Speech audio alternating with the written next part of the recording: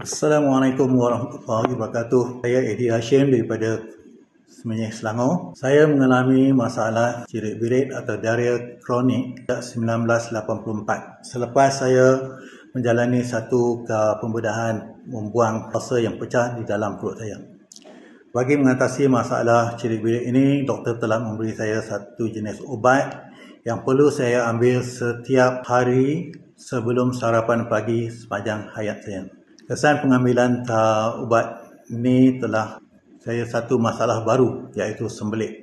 Kerana ubat tersebut telah memejalkan sisa buangan atau najis dalam saluran usus. Dan masalah kedua, ia juga telah menjejaskan buah pinggang saya. Saya mula dengan permulaan satu sachet untuk setiap 2 hari selama sebulan, selama sebulan.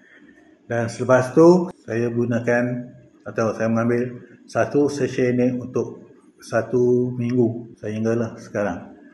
Di waktu yang sama juga saya kira-kira kurangkan pengambilan ubat doktor kecuali jika ia perlu. Jadi saya sarankan kepada tuan-tuan dan puan yang mengalami masalah sembelit dan sebagainya, jom kita gunakan produk Multimix Fiber untuk mencuci usus, kerana usus yang kotor akan memberi masalah yang lebih besar. Sekian kongsi saya. Assalamualaikum warahmatullahi wabarakatuh.